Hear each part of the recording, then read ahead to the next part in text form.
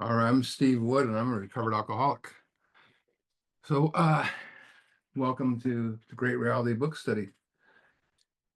Yeah, I was just before this started, I started thinking, when did we start this? And we actually started this round of the book study on January 2nd. So it's coming right up on a year. And the second week, the first week of this year, coming 2025, we'll be starting with a new person in 2 weeks, Lavelle. And it's going to be amazing. And we're going to go through piece by piece. It might take us 2 years, but we're going to go all the way through the book. I always stop at like 102. That's just my style, but it's like we're going to go through everything this time and some history, and we'll stop where we may. So, um, this week is kind of a little treat. Um, One of my mentors used to do this thing called the Christmas tree, and it is very unique. I've done this before in person many times where I draw on the board. I even watched someone do it one time with a sponsee of mine that did it after me doing it numerous times, and actually did it with a real tree. He brought a tree into the meeting and the book study and did it right there in front. So it's ironic, and this is one we do no matter what time of the year, that actually landed just a few days before Christmas. So what this is a journey to the fellowship of the Spirit, is what it's going to be. We finished the book study. We have 2 weeks left. And before, you know, we make that journey in the fellowship of the Spirit, I want to talk a little bit about meetings. I love meetings. I was welcomed into Alcoholics Anonymous with open arms. They pointed me the direction of which ways I needed to go. It's a vital part of my recovery, but there was many years of me just hanging out at meetings. And, I mean, I would go to meetings and every day, early on. I mean, when I was before this time around, I still went to meetings when first 3 years or so this time. I've been 24 years in. I was going to meetings sometimes a couple a day, but that was just because I was on fire and everything. But in the past, I would just go to meetings, every day, and I would gather there and welcome others. I would hug people. I would create, peaceful, doing what everyone else did. Welcome the atmosphere. If we find a home group, we check in, we celebrate, you know, who has the most time away from drink, which I think is kind of weird in a sense, but they collect sobriety coins. Um, they share their, we share our stories at meetings, and we get, what do? We get commitments, and we rattle off a bunch of slogans, and we hang out outside of the meeting, before the meetings and after the meetings. Maybe we can go to a local coffee shop where they recognize us, or we got our coffee mugs hung up on the wall. And don't forget the picnics and campouts, retreats, and dances. And those things are all cool, very cool. It was not like that in 1939 when this big book came out, because you had one Alcoholics Anonymous that was the Fellowship of Alcoholics Anonymous, and you had the other was, which had just came out, was the book Alcoholics Anonymous. Actually, the fellowship was named after the book, so they're kind of born in the same year, so to speak, I believe. And let's fast forward to 41 or 42 and just say there was two fellowships, Alcoholics Anonymous, and there was no difference between the two. That they were very identical, except one of them was a bunch of people and gathering together that followed the book and were interested in how they could keep growing. Um, the big book has remained virtually intact for 85 years. Virtually, I guess to say no change to it. There's no change to its demographics. I mean, they have other spin-offs now and stuff. I don't pay attention to that. The fellowship has not remained intact. While it grows and it's big and meetings are huge, you can go to one meeting up the street and there's 80 people there. You go to a book site up the street and there's 9. And that's just the way it is. But it no longer, what happens in the meetings, no longer, not going to say doesn't represent the big book, doesn't fully represent the big book. And don't get me wrong, meetings are fantastic. Service commitments are a must, especially early on. A lot of us had those. Making new friends is extremely important, and hanging out is fun, and Speaking at meetings is exciting, especially the first time you do it, or your first secretary commitment. Campouts are some of the funnest times I've ever had in my life. Um, Celebrating birthdays is cool. We all clap and count it down. I'd gone to huge countdowns before. Amazing. And it's the slogans, and while some are and some are so that's all I'll say about those until I get to it. But that is the problem. That it's that stuff is just stuff. So the question is what is recovery? So this is going to seem strange at first, but I'm going to make fun of it. I'm going to make this very fun. I'm going to go to the share and we'll see something we all see right now a lot. It looks like a Christmas tree. So I'm going to use this tree to compare what I just described, what many believe recovery is. And think about this time of year. We brought a Christmas tree. Some of us last week, one of my neighbors puts theirs up in October. We bring the tree into our home and it welcomes a happy time. And sometimes it brings us back to when we were kids and family and friends get together. Sometimes even it leads to Christmas Day where reconciliation might happen between lost relatives and forgiveness. But this tree's a little naked. So we're going to start decorating it, and we're going to decorate it by using some of these slogans we've heard over the years. So we're going to put a couple up there for one day at a time, just for a day. There's a couple of them. Always recovering. Relapse is a part of recovery.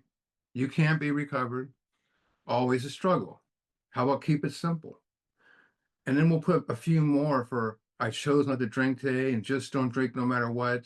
If you're gonna drink, um, if you if you do drink, if you don't drink, you're not gonna get drunk. And then put the plug in the jug, and we'll put a couple up there for that. We got a little snowman, and stick with the sick and tired of being sick and tired. That's a good one. First things first. Let's put a few more up here. A few more up here for think, and fake it till you make it, and stick with the winners.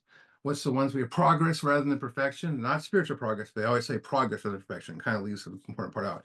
Attitude of gratitude, life on life terms, power of people, place, and thing. That's a big ornament, right? Let's put a couple more up here. Let's how about stick in the middle of the herd, keep coming back. You people keep me sober. My favorite one of all the slogans: your ass falls off, we'll sew it back on. I don't know where that came from, but this too shall pass. It sounds like a kidney stone. You know, Acceptance is the answer to all problems. I don't know about all of them. And then some more. We added some more. I got a little gingerbread man in there. If I forget my bottom, I'm going to get drunk. Keep your bottom green. Keep on guard and go to meetings. We hear that. When things get rough, the rough go to meetings. Meeting makers make it. And then don't forget, this is a big one. The don'ts. Don't take the first drink. You know how that works out in the book. And for many of us, don't drink between meetings. Don't drink and go to meetings. Don't forget your last drunk. Don't go to slippery places. And then these next ones are very important. Literature person, treasurer, newcomers rep, greeters. Let's put a couple more for that. The greeter and the GSR. Some of us have done that. Cleanup person. And we're going to add a couple snowflakes on here now. How about get a home group? Oh, a little Santa on there now. How about there's a snowflakes? Get a home group. Do 90 meetings in 90 days. And then there's your favorite speaker that I play in the car, whatever. Sobriety time, birthday chips, phone list, checking in. Don't, forget, like I mentioned before, the picnic, the dances, camphouse retreats, alumni night at the rehab. Let's put we need candy canes on the tree. So now we add some candy canes. Do not sponsor for 1 year. Sponsor must have lots of time. We hear that a lot. That's what I was told. My sponsor had 8 months more. He can't sponsor you. Call your sponsor every day or every morning. If you're going to drink, it's my favorite ones. If you're going to drink, call your sponsor. That's some candy canes, and that's a pretty nice looking tree. We got a little reindeer, we got some flower, mistletoe on this thing, but it's missing something. It's missing this, the star on top of the tree. That star on top of the tree represents the 40-year sponsor. The guy that's in the corner of the meeting that I sponsor people, but I don't know what he does. And that represents that. So this tree's still a little naked. It needs some presence.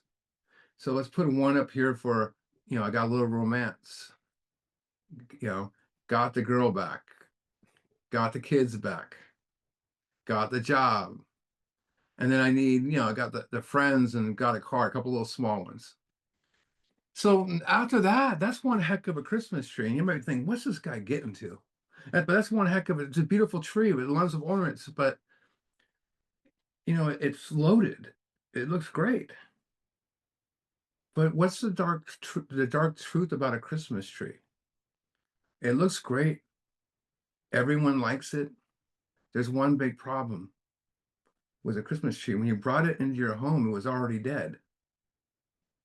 Sure, at the moment, it looks amazing. People will praise the tree, tell you how great the tree looks, but it was dead when you brought it in your house, and it was dead.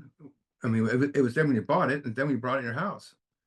And I mean, it would look great on Christmas Day, but how cool does it look on January 2nd laying in the gutter when the garbage man comes with the tinsels blowing in the wind? It looked too cool then. Everything I mentioned decorating that tree, the slogans, is that recovery? It's cool stuff. People in recovery, you know, and outside of recovery think this is the program. Like the tree, it looks great. It sounds great. Again, all that stuff is great. Service commitments, very important. Making friends. But the truth is, if you are a real alcoholic with the allergy obsession, who this book was written for, and only do that stuff, you're probably going to get loaded. Just that stuff. There are those who live and eat and breathe that stuff, and they expect long-term recovery. And they relapse and come back again, relapse and come back again until they finally say this A thing sucks without even trying the steps. They wind up with a drink in their hand, a pipe in the mouth. My grand sponsor used to say, and he was speak to the addicts as well, he would say, all fits into a bottle. Your kids, your family, your job. It all fits into a pipe. Your kids, your family, your job, everything. People believe that this stuff is the program. And what it is, it's the illusion of recovery. They live in this illusion of a false program based on the affirmation that today I will not take the first drink. In other words, trying to control my drinking by not drinking one day at a time. And the illusion they believe is that they can stay sober using human resources, even though our human power failed us to get us there.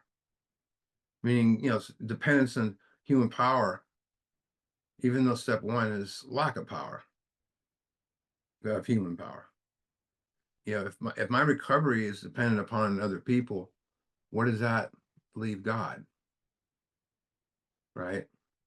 So I'm going to close this thing off and keep talking, but if our recovery is dependent on meetings, it means that the deep spiritual personality change that this big book is the focal point. They don't believe in it. And they say you can't be recovered. Instead, we're always recovering. And they call people like me and probably Rob and all these other people, and then they call them book thumpers and step Nazis and even worse. But none of this stuff is bad, like I said.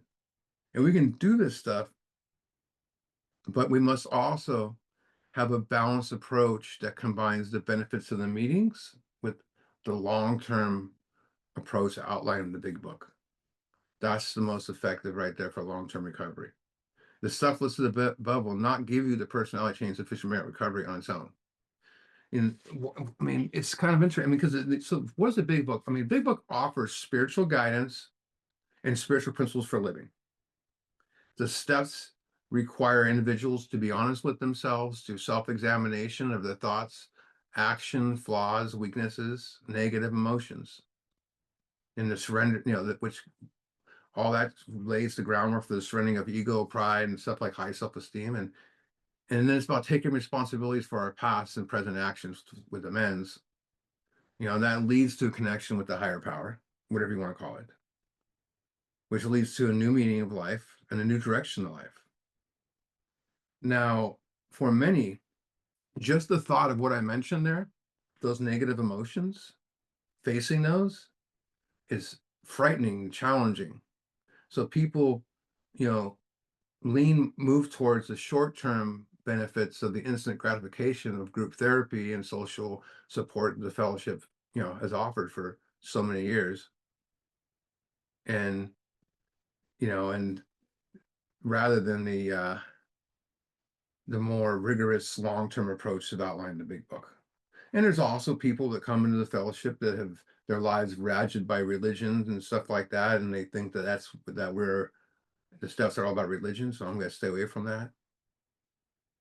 But I have to go back with Bill Wilson, what he said about meetings, and it's from 1958, The Grapevine. He says, "Freedom from alcohol. The teachings and practicing of the 12 steps is the sole purpose of the A group. Groups have repeatedly tried other activities, and they always what? Fail." He's saying, other than the steps, all this other stuff doesn't work. And then from the 12 traditions on 174, he says, unless each A member follows the best of his ability our suggested 12-step program recovery, he's almost certainly signed his own death warrant. I don't even need to comment on that. And then one of my favorite ones is Bill Wilson, 1942. Our chief responsibility to the newcomer is the adequate presentation of the program. That's why we should be going to meetings after we've done the steps, and that's why we continue to go to meetings, is bring it. So the question is, after all that, what's recovery? And Bill referred to recovery as freedom from alcohol. And recovery is usually defined as to obtain or get something back, right? Like in a football game, like American football game, there's a fumble recovery. But for us, we're going a little deeper than recovering a ball. It's getting to a higher state of God consciousness, so we can overcome the fatal malady of alcoholism and continue to grow spiritually and continue to live. And it's, in so many words, spiritual transformation. And to receive that transformation, we need to remove what stands between ourselves and God. We need a spiritual remedy. We need the fellowship of the Spirit, which is the 12 steps. And, the program of recovery begins with doctor's opinion, and then page 17 to page 103 in the book titled Alcoholics Anonymous. Clear-cut directions with beautiful steps that also have promises. And these promises are a vision to a better way of life. These promises are not empty words. They are based on the collective experience of the first 100 members of Alcoholics Anonymous. More like the first 60, but who wrote this book? Or not wrote it, but so we're going to go on a journey for this week and next week to look at the program of recovery and how we become whole. That stuff was how it doesn't work. This is how it works. Some might say what I said is about stuff is just my opinion. It's just fine. But it's based on personal experience and the experience of many, many others. And I got very offended when I went to a book study with about 3 months clean, and some guy did something similar to this, and I was like, what does this guy know? But let's look at this fellowship of spirit. We're gonna let the book do a lot of the talking tonight. Remember, this book is the blueprint for personal spiritual growth and transformation. So the first few steps, we're not going to see many promises. We're going to see what I call facts. And the more we go deeper, we'll hit the promises. So I call them results. We also see some conditions. So a lot of these, I apologize if I go too fast, because I'm going to be going from one paragraph to the next on different points of the book. So, is to grab a hold and enjoy the ride. But for step one, the first fact is I'm powerless. So the first fact of powerlessness is going to be in doctor's opinion, XXVI, XXVI. And this is the first fact of powerlessness. I'll give people a second to get there.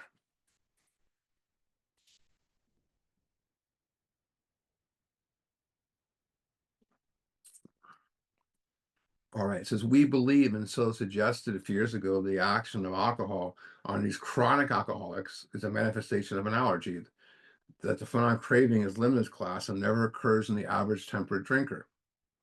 These allergic types can never safely use alcohol in any form at all. Once having formed the habit and found they cannot break it, once having lost their self-confidence and their reliance upon things human, their problems pile up on them and they become astonishingly difficult to solve. Talk about the allergy, phenomenon craving, when I lose control once I start, and the obsession is a reoccurring person idea of drinking or using. It doesn't respond to reason and lacks choice. It's like when you were when you were a kid and played tag, you're it until you do something about it. So the powerless because allergy obsession. The second fact of powerlessness we'll find on page 21. This is the second fact of powerlessness. And it's the real alcoholic.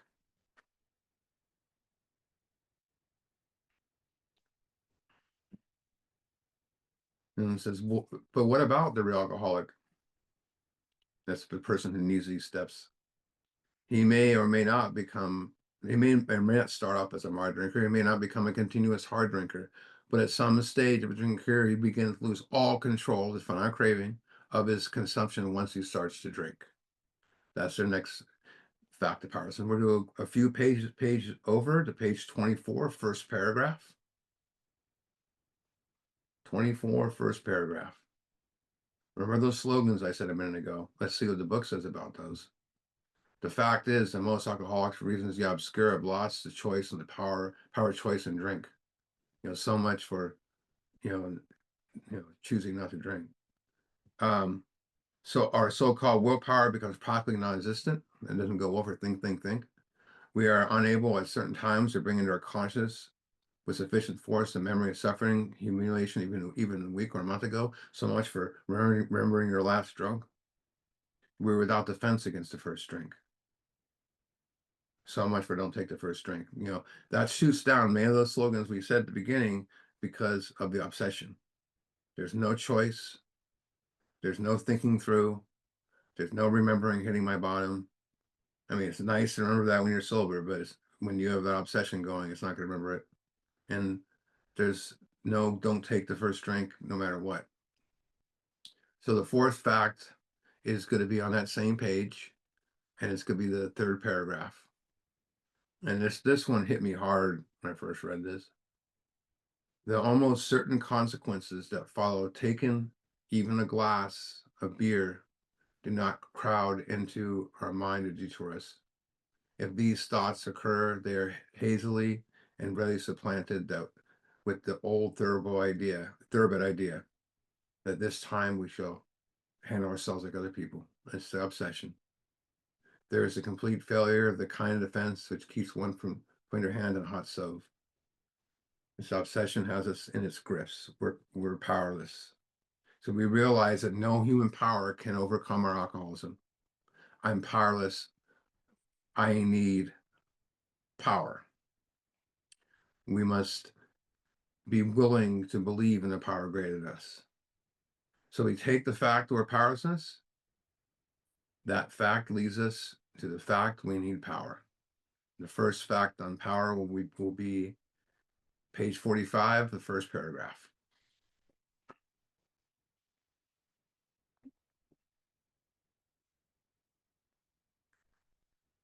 And 45 says, first paragraph says, lack of power, that was our dilemma.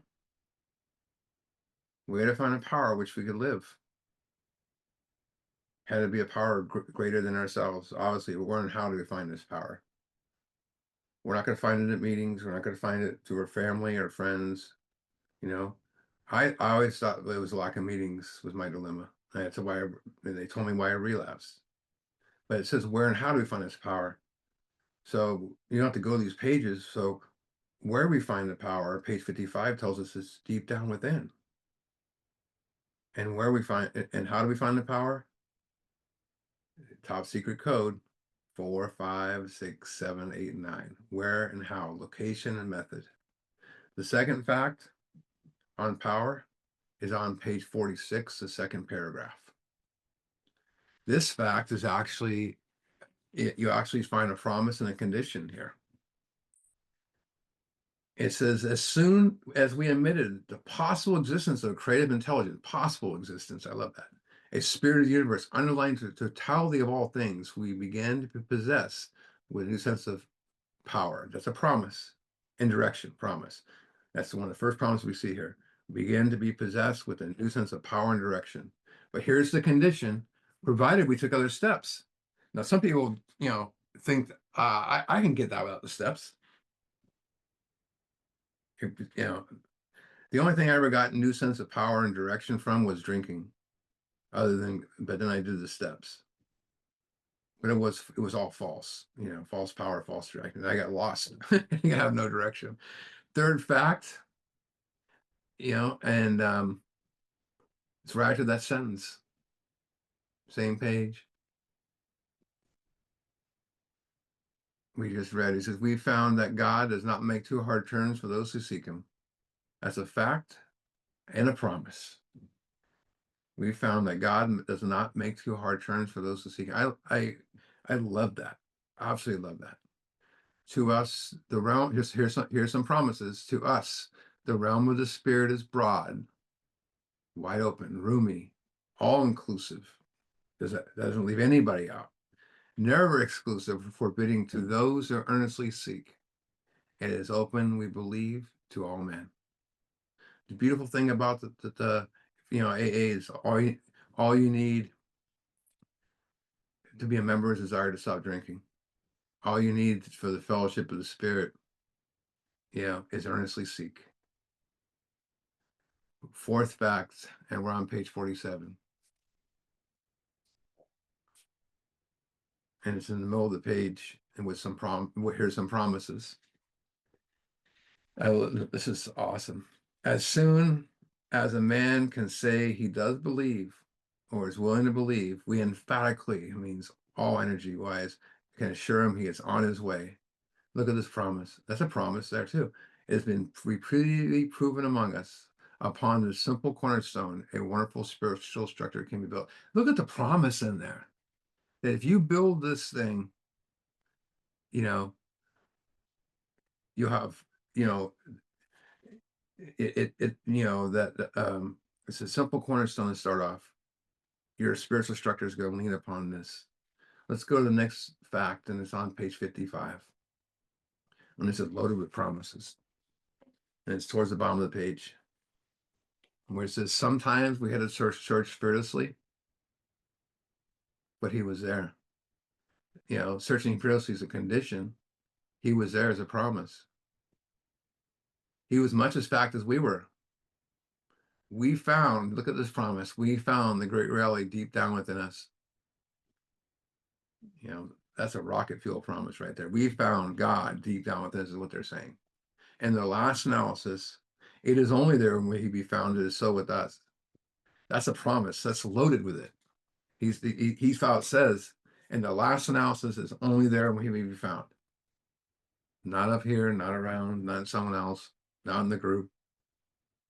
We can only clear the ground a bit if our testimony helps sweep away prejudice, enables you to think honestly, encourage you to search diligently within yourself. If you wish, you can join us on the broad highway. With this attitude, you cannot fail, promise. The consciousness of your belief will sure to come to you. A little bit ago, we mentioned how we find the powers, 439. And it says here, God's within us. And the promise is reaching the broad highway. Pretty awesome. So we take the fact, we're faced with powerlessness, and the fact we find power. Powerlessness, power. that's going to bring us to a decision. Do I seek this power or not? The first fact on our decision is on page 60, the last paragraph.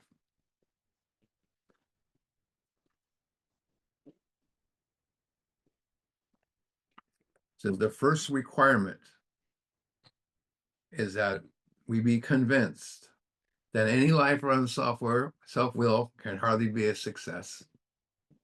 Straight to the point. We're gonna go 2 pages over to page 62.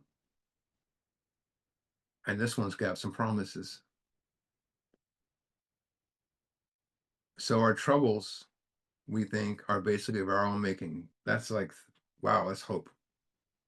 When they told me that, I was like, what? And they say it's hope. You have to go through the steps to realize it was hope when you got it.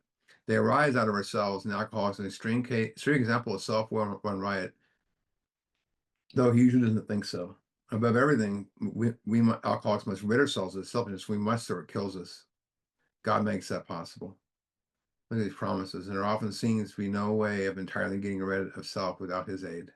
Well, you remember, entirely means complete or whole, or end whole. Like the entire, psychic change. Rigorous honesty, complete honesty. And there's another word for complete, like I said, is whole. And it's like, think of the circle and the triangle, and the circle, it stands for wholeness. It's also infinity because the circle never has no ends. It just keeps going. They mention that quite a bit, that word in there, rigorous honesty, and complete. The third fact, one page over, page 63, on a decision, and there's a lot of promises here, a lot of promises.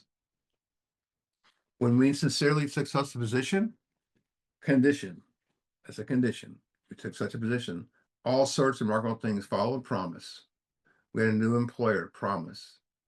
Being all powerful, he provided what we needed, promise.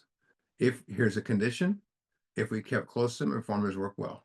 That's a deep condition right there. Right? That's a deep condition.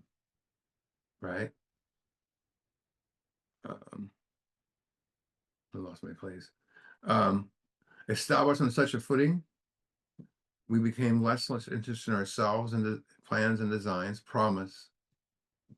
More and more become interested in seeing we contribute to life, promise, or result.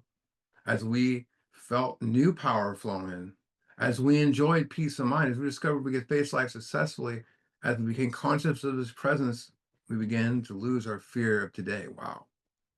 Lose the fear of tomorrow, the hereafter. We were reborn, promise. That's just as we felt new power flow in. Now, you take those promises and look at them as results for a second. Some people don't point those out. They only look at nice at promises results, but because when you're reading these, they're telling us what might happen to us, promise. But now he said, we found a new employer that's all powerful, that provides what we needed, as long as he close to him and perform his work well. Look at it that way. Establishing this on that footing, what happened? We became less interested in ourselves. It's not something we can just conjure up with steps that to bring us there. But those are the promises to the decision to abandon ourselves to this way of life. Those are the promises to abandon ourselves to this way of life. So we take that decision, and we're going to add a secret ingredient called action. And that action produces truth. So the secret ingredient of that decision is action, which produces truth. That's for step 4. The first fact with promises, and pretty soon we're not going to have any facts anymore, just promises. The first fact is at the bottom of page 64. Here's the first fact on the truth. Resentment is the number one offender. It destroys more alcoholics than anything else. From it stems all forms of spiritual disease. We've not only been mentally and physically ill, we've been spiritually sick. But look at this promise. When the spiritual malady is overcome, we strain out mentally and physically. Wow. It's one of those things, the first time you read it, you don't quite know what it means. But once you got it, and once you did it, and once you have the experience, it still gives me goosebumps. Second fact is on page 65. Second fact on the truth, where it says our grudge list. On our grudge list, we listed it said opposite each name our injuries. Was it our self-esteem, our security, our ambitions, our personal and or sex relations, which have been interfered with? I think the most important thing on that sentence, that paragraph, is was it? Because no one ever asked you that before. Do you think it's your self-esteem? Do you think it? You're like going, oh my God, now we're going deep. From this point on, it's all promises, not about facts. This is all promise. All promises. Page 66, promises to the truth. Page 66. This is all, I'm not going to say this is a promise, that's a promise. These are all promises. We turned back to our list, for it held the key to the future. Promise. We were prepared to look at it from an entirely different angle. We began to see that the world and its people really dominate us, and that state, the wrongdoing of others, fancied or made up or real, or illusion or real, had the power to actually kill. How could we escape? We saw we cannot, that these resentments must be mastered, but how? We cannot wish them away more than alcohol. Let's go to page 70 for some more promises. Last paragraph on page 70. More promises about the truth that we learned. We start, remember, step 4 is we're doing by ourselves, right? They don't tell us to bring God into it or anything like that, but God's already there. But what we're looking at is the truth on paper. That's why it says, promises the truth. Last paragraph, 70. If we've been through a lot about our personal inventory, we have written down a lot. That's a promise. I can guarantee it's a promise. We have listed and analyzed our resentments. We began to comprehend the fertility and the fatality. We have commenced to see their terrible destructiveness. We begin to see, look at this promise. We begin to learn tolerance, patience, and goodwill towards all men, everyone, even our enemies. We're going to look at them as sick people. That's a promise. That will happen if you do this work. More promises are on page 71. And it's the second sentence. If you've already made a decision in an inventory of your grosser handicaps, you made a good beginning. So now we're at the beginning. That being said, you have swallowed and digested some big chunks of the truth about yourself. There's the truth, right?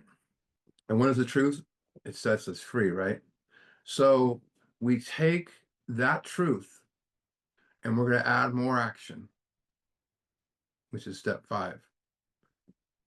And that's going to produce consciousness. So we take the truth, add more action with step 5, and it's going to produce consciousness. The promises to our new consciousness are on page 75. So these are more familiar ones, and these ones get deep. It's hard. I mean, it's when I'm doing all these promises like this, it's something that's hard not to get emotional. We pocket our pride and go to it, illuminating. That means you're bringing something to light, you're shining a light on something. Enlightenment. Illuminating every twist of character, every dark carrying of the past. We pocket our pride and go to it, illuminating every twist of character, every dark carrying of the past. Once having taken a step, and here's a condition, once we take a step, we are delighted. Delight is the promise. The condition is once we've taken the step. We can look the world in the eye. We can be alone at perfect peace and ease. Our fears fall from us. Not just fall, because now There's no depth. They fall because there's no depth and weight behind them anymore. Like a leaf falling from a tree. It's not, it doesn't land right underneath where the tree. It's gonna land somewhere around it because there's no depth and weight. What if our fears could turn into that? We begin to feel the nearness of our Creator. What a beautiful promise. We may have had certain spiritual beliefs, but now we begin to have a spiritual experience. What it's saying there is your simple belief that this is real, that God is real, has turned into knowing. Anything you know in life is from experience. So what he's saying there is you've experienced God because God's brought into step 5. You know, that God's true and real because you experience God. How do, you know, again, how do you know something? From experience. The feeling of the drink problem has disappeared will often come strongly. We feel we're on the broad highway, walking hand in hand with the spirit universe. You know, the one thing on there, the feeling, I was at a book study years ago, and we read that, and this one guy was this, you know, typical meeting maker person, says the you know, I got 30 years and I still, you know, I never felt that yet. You know, so I don't believe it disappears. And I just sat there and I was like, well, I had a year and a half and I had felt that a long time ago. But it just says the feeling. And you hear things at meetings that contradicts that, like you're always struggling and you're always recovering, and it makes you go, well, when's that gonna happen to me? It already is. You know, you know, um, illuminating every twist of character, every dark kind of past, you know, shine the light on our defects of character to have a clearer understanding, you know, brings that consciousness in, you know, understanding the instincts.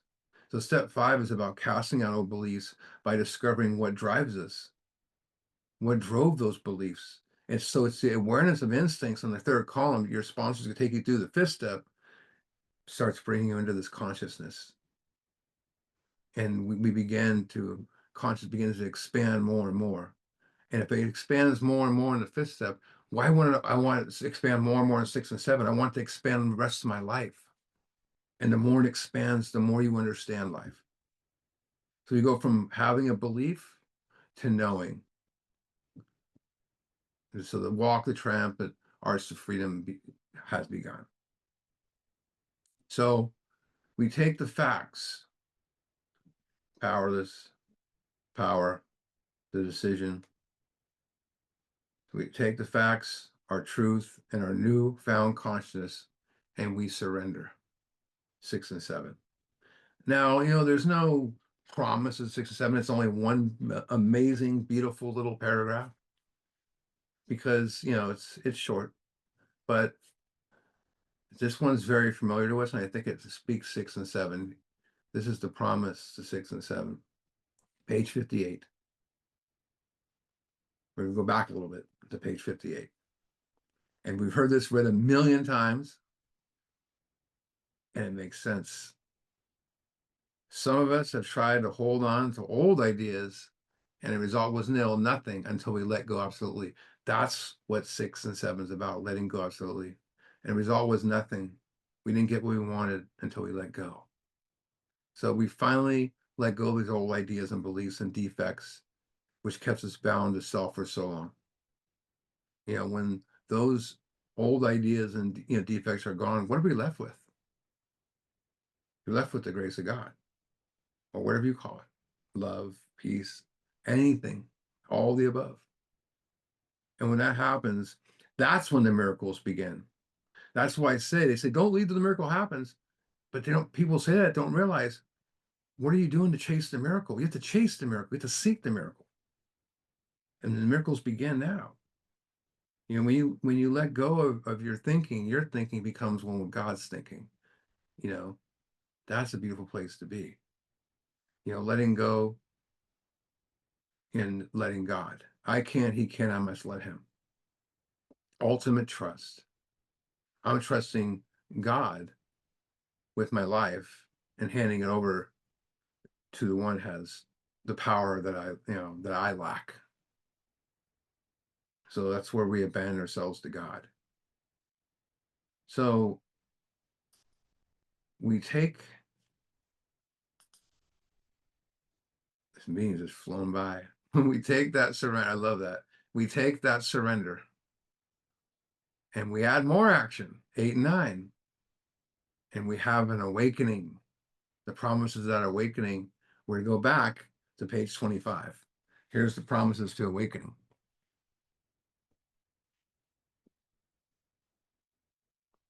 I'll give you guys a minute to get there.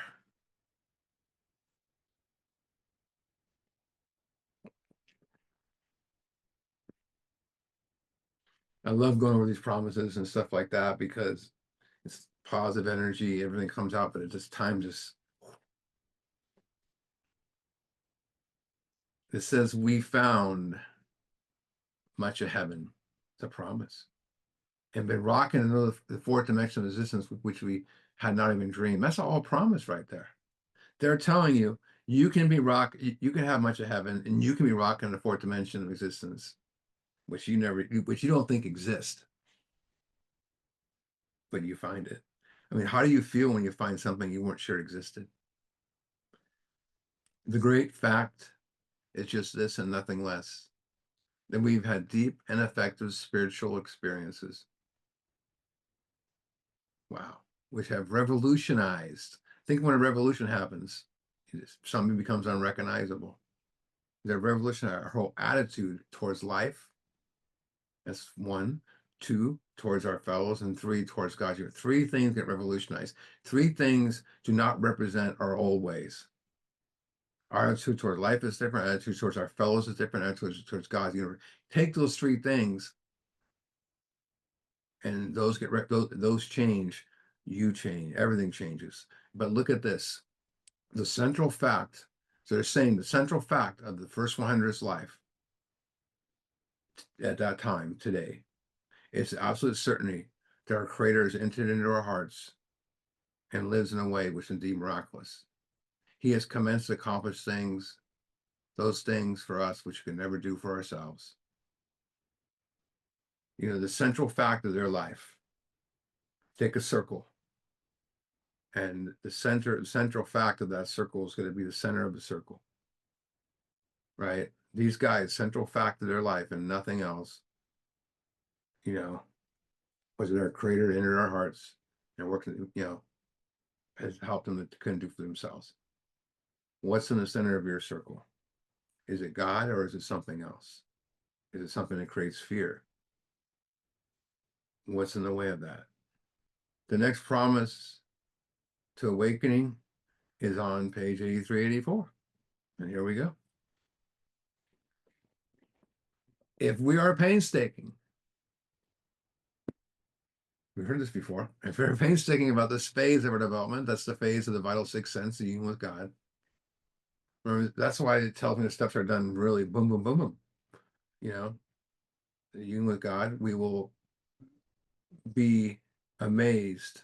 That's like amazing spiritual word, amazed. That sounds like amazed when we're halfway through our amends.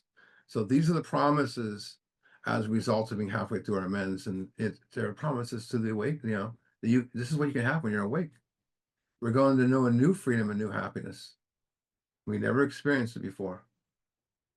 This what the freedom that, you know, I thought freedom was getting released from jail or moving out of my parents' house.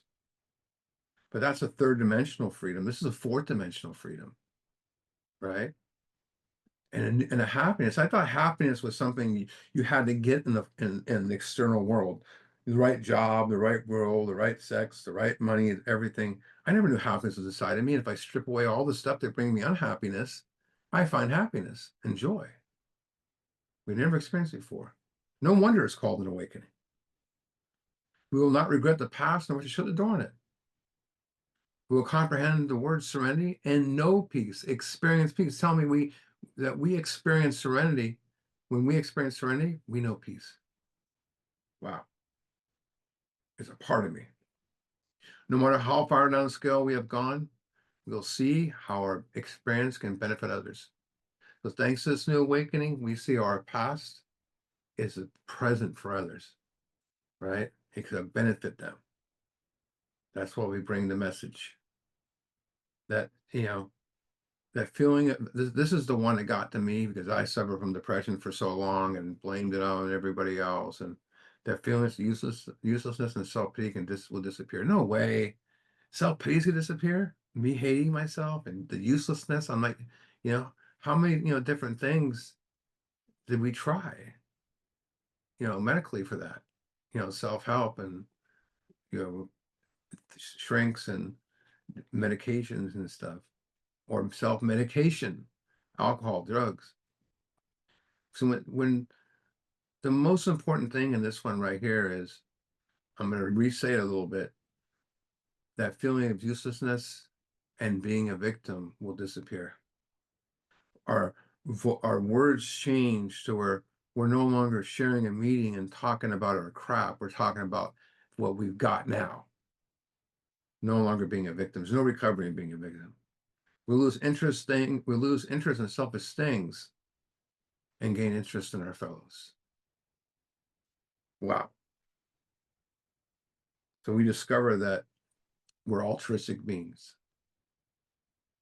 Self-seeking will slip away. That means this harming people slips away. If I'm aware of not having resentments and I got to slow down and let things go, hopefully that's not going to lead me. There's nothing to lead me to harming someone else unless it's accidental, and we fix that. I mean, could that happen anywhere else? Not for me. None other than the steps. Not in the third dimension. Our whole attitude and outlook upon life will change. Why? What does that mean? The world looks different when we see it through spiritual eyes. God is seeing through me, and I see a different world. Fear of people and economic insecurity will leave us. So we come, we come into the awareness that fear is just an illusion, false perception of reality. We intuitively, consciously know how to handle situations with the baffle us. So now we have these spiritual senses and an inner resource and these steps and, an inner voice and guidance center that's always there and always have been. And to develop the intuition, we nurture it. We continue to let go of obstacles in 49 and step 10. We suddenly realize that God is doing for us we cannot do for ourselves. God first, others second, my needs get met. God first, others second, my needs get met. Are these extravagant promises? We think not. Now there's a fellowship slogan right there. People say that all the time at meetings, and a lot of people don't know what the heck they just said. They think that these are the AA promises of going to meetings. You'll not get these promises from going to meetings. They're being fulfilled. That means within. It's an internal journey. Sometimes quickly, spiritual experience, sometimes slowly, spiritual awakening. Two ways to get there. They will always materialize. So that's a condition. It becomes reality. Here's the big condition. No, I'm sorry, that's a promise. They always materialize. The condition is if we work for them. That's a big condition right there. It's an obvious condition. If we do the work, by simply uncovering the truth about ourselves and discovering what drives us and discards our defects and repairs our past, awakening ignites a new life where we're excited every day. Everything changes. Our feelings towards life look different. The future looks different. What Wayne Dyer used to always say, when you change the way you look at things, the things you look at change. When you change the way you look at things, the things look at change. So you see why the purpose of recovery is way more than sobriety.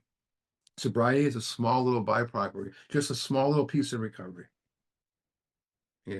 Sure, people around us are relieved and that we stop drinking, but they don't forget that we hurt them. Transformation must occur. Making right with people has to occur. We can make right with those people. We can make amends, and by setting things right with others, we set right with the universe, right? And Sam Shoemaker said it is useless to try to have a relationship with God when there's people around us that we need to make right with. you know, you know, but by setting things right with the universe, we eliminate something that can offset or even destroy our spiritual liberty in seconds. If I'm not doing these steps and I go through a divorce, what do you think's going to happen? Or I lose my job, or I find out I got some terminal illness. And I got, I might get, go to the meeting and tell everyone what I got, which is you should do. Ask for prayers. And you'll feel good going to bed that night, but the next day you're not coping with it. I have a friend that's got cancer. He probably has a couple years left. He's had it for 9 years. And he goes, I don't think about the cancer. I think about my family, my friends, and everything. He would never know. You're shocked when he talks about it. All I know, something changed when I started taking action and knew my heart. If I did the work, I could have what this book promises. I started thinking maybe those funny guys that speak out of the big book, that talk that foreign language, so to speak, maybe they're right, and maybe these other people are wrong. Nah, those nasty book thumper guys, they can't be, they can't be right. It's just that. So we take our truth in step 4, the consciousness we receive in step 5, the surrender that happens in 6 and 7, and the awakening of 8 and 9, and we live it in action, leading to spiritual growth. Next week, we'll talk about that. Next week, we're going to look at the promises of 10, 11, 12, and then go even more deep, because it'll be another hour going through all that. So anyways, there's a lot of stuff we're going to talk about next week too, to close it out. I'm going to stop the recording.